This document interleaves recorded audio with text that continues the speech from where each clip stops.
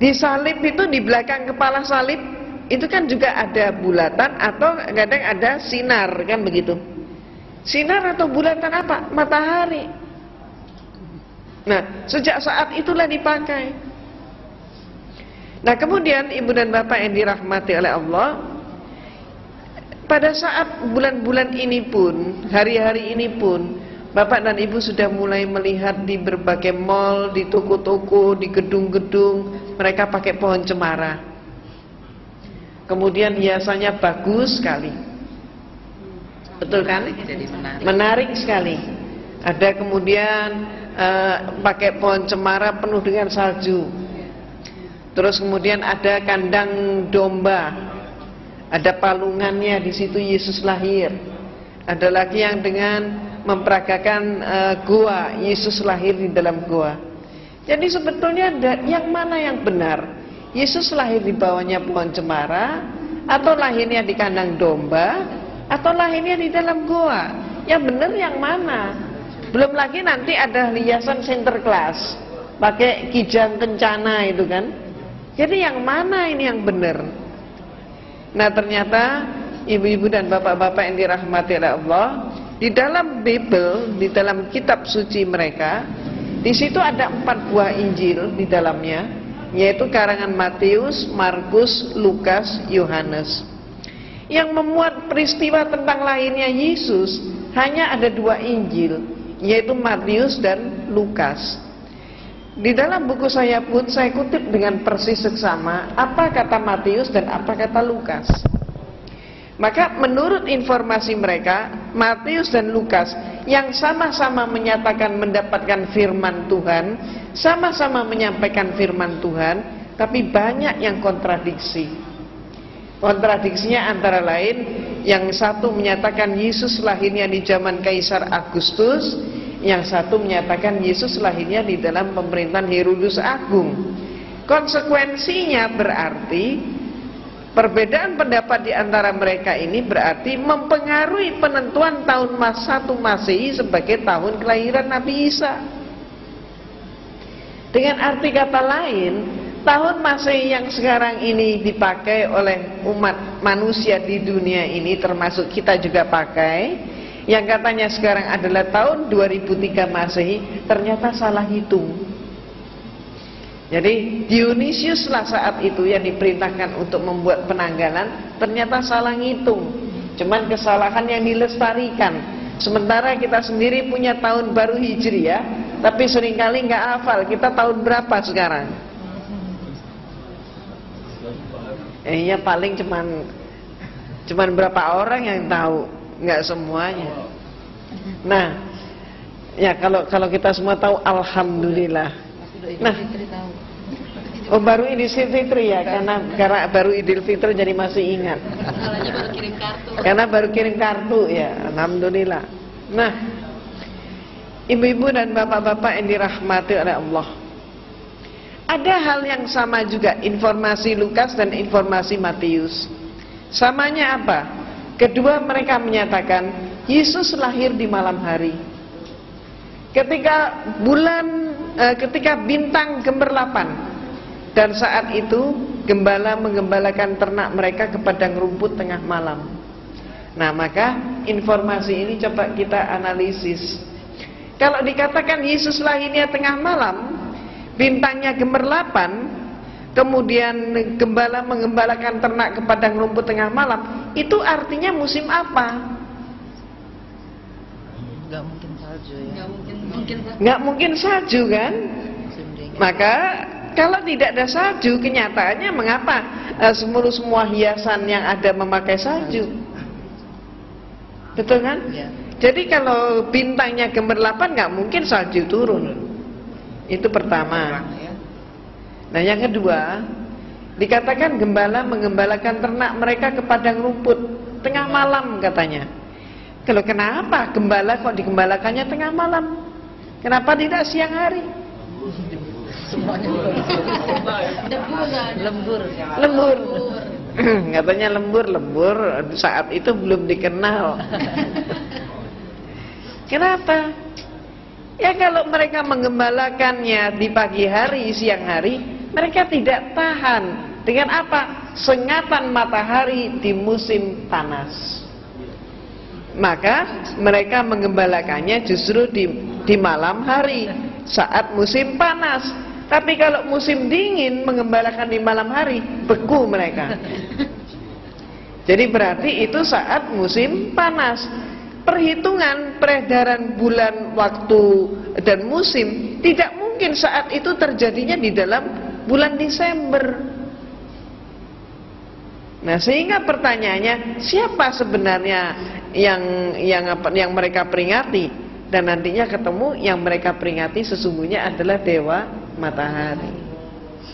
Itu sebabnya maka kitab Yahudi mengatakan Yesus lahirnya di dalam bulan Elul. Nah, bulan Elul itu kapan? Bulan Elul itu antara Juli September, bukan Desember. Kalau kitab suci Al-Quran, maka kita simak bersama firman Allah di dalam surat Maryam. Dikatakan dalam surat Maryam bahwa Nabi Isa alaihissalam dilahirkan oleh ibunya di bawah pohon korma. Ketika pohon korma berbuah dengan lebat, maka pangkal korma digoyang, buah korma pun berguguran. Ini musim apa? Musim korma berarti musim panas. Jadi alhamdulillah ibu dan bapak, bulan Agustus yang lalu saya mendapatkan anugerah dari Allah, saya bisa berumroh. Nah, maka ketika mengadakan perjalanan ke Sharjah, maka di sana saya masuk sebuah museum. Di halaman museum itu ada pohon korma yang berbuah lebat. Dan saat itu di Saudi memang banyak sekali pohon korma yang buah kormanya pun berguguran di sekitar pohon itu. Sedang musim buah korma, pas panasnya pun sedang luar biasa. Pas panas-panasnya, antara saya di sana saat itu antara 40-50 derajat. Panas sekali. Dan kami semua yang mengunjungi museum itu dipersilahkan oleh penjaga untuk memetik buah korma dari pohonnya sendiri. Bagi orang Indonesia ini suatu yang sangat langka. Maka kemudian ketika saya petik satu buah korma, apa yang terjadi? Satu saya tarik, yang lain pun berguguran. Nah, inilah saya sangat bersyukur atas karunia Allah termasuk bisa membuktikan ayat itu. Jadi pangkal korma digoyang, buah korma pun berguguran. Pada saat itu yang saya goyangkan, karena saya tarik adalah salah satu tangkai, ternyata semua yang lain pun ikut berguguran. Nah, ibu-ibu yang saya hormati, seluruh itu tadi jadi adalah musim panas. Dan jangan lupa seluruh Palestina, Yesus itu dilahirkan di sebuah desa yang namanya Bethlehem. Provinsinya adalah provinsi Galilea. Ini adalah bagian daripada Yudea. Yudea adalah bagian daripada yang disebut sekarang Palestina. Seluruh Palestina nggak ada pohon cemara bisa hidup. Dari dulu sampai hari ini nggak ada satupun pohon cemara. Yang ada seluruh Palestina itu pohon korma. Maka pertanyaannya, dari mana ini pohon cemara ini? Ternyata peristiwanya ketika Imperium Romawi sudah kuat kembali, mereka ingin meluaskan imperiumnya, ingin menjajah ke Jerman. Maka saat itu yang dikirim oleh Romawi ke Jerman bukan dikirim serdadu. Ini termasuk yang harus kita amati. Jadi suatu invasi terhadap suatu negara tidak selamanya lewat tentara. Jadi penjajahan pun tidak selamanya penjajahan fisik. Ini yang harus kita amati. Demikian pula yang dikirim saat itu oleh Romawi bukan tentara, bukan serdadu, tapi yang dikirim ke Jerman adalah para pastor dari kelompok atau dari ordo Yesuit. Nah, pastor ini diberi perintah untuk menyelidiki orang Jerman menyembah kepada apa, agama mereka apa.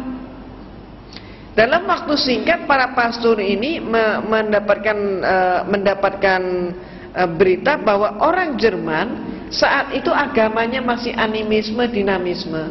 yang disembah adalah dewa yang merupakan dewa sebuah pohon, yang pohon itu mempunyai bentuk yang khusus, yaitu apa? Pohon itu selalu menjulang tegak ke udara, dan sekaligus pohon itu mengeluarkan bau harum yang sangat khas. Tidak ada bau harum yang menyamai. Pohon apa itu kira-kira? Pohon cemara. Maka bau cemara itu kan khas, tidak ada yang mirip dengan baunya cemara. Nah, kemudian para pastor segera pulang ke rumah melaporkan orang Jerman menyembah dewa cemara. Maka kemudian Konstantin segera mengadakan rapat, dan kemudian hasilnya mengirim semakin banyak pastor ke Jerman. Armada pastor dikirim. Perlunya apa? Untuk menyebar ke seluruh pelosok Jerman dengan mengatakan Yesus lahirnya di bawah pohon cemara. Karena orang Jerman menyembah pohon cemara, dikatakan Yesus itu lahirnya di bawah pohon cemara, maka rakyat Jerman kemudian berkesimpulan, oh kalau begitu tidak beda antara agamamu dan agama saya, katanya. Ternyata Yesus anaknya dewa cemara. Maka kemudian agama Kristen pun masuk ke Jerman. Ini yang terjadi. Nah, ibu-ibu dan bapak-bapak yang dirahmati oleh Allah, sekaligus nanti di sini bapak dan ibu akan mendapatkan tambahan wawasan bahwa ternyata Natal itu pun baru menjadi acara resmi gereja pada abad yang ke-5. Sebelumnya tidak. Dan masih banyak informasi yang lain, termasuk ayat-ayat Bible yang sebenarnya menyatakan bahwa perbuatan untuk menyembah kepada patung, kepada orang berhala-berhala adalah perbuatan yang sangat dilarang oleh agama. Nah, dikatakan juga bahwa peringatan hari kelahiran itu tidak dikenal di kalangan mereka, tapi justru yang melakukan peringatan kelahiran adalah orang-orang yang dianggap sebagai orang-orang yang sesat, termasuk Herodus dan sebagainya, orang-orang kafir istilah mereka. Nah, sekarang pertanyaannya, dengan mengetahui bahwa muatan daripada 25 Desember Natal itu ternyata tidak benar, bertentangan dengan akidah kita, maka sekarang menjadi suatu pemikiran ulang hendaknya, apakah kita juga ikut masih tetap mengucapkan selamat Natal. Sebab menurut fatwa MUI, menurut Buya Hamka almarhum, maka merayakan Natal ataupun berarti mengucapkan selamat Natal hukumnya haram. Mengapa diharamkan? Itu tadi sebabnya. Dan Kristen memang senantiasa berusaha untuk mempengaruhi kita umat Islam untuk melanggar akidah. Nah, ibu dan bapak, ini dahulu pemaparan saya. Silakan kita masuk dalam sesi tanya jawab terlebih dahulu.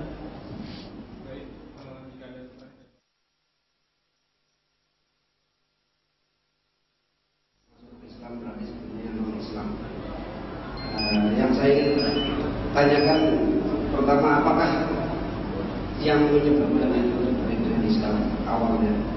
Karena yang saya dengar sebelumnya Islam berarti punya agama yang lain, yang barangkali waktu itu sebelumnya menarik juga menurut ibu.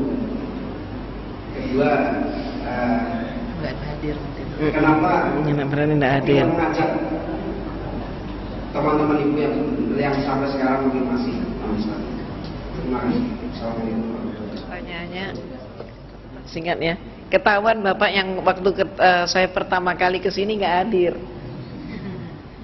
Nah, memang pada saat kehadiran saya yang pertama, insya Allah disitulah saya sudah menceritakan. Ya, jadi memang benar saya adalah mantan biarawati, dan kemudian secara singkat saja, saya alhamdulillah menerima hidayah Allah justru setelah saya menekuni perbandingan agama, di mana saya berdiskusi panjang dengan dosen-dosen saya tentang konsep ketuhanan.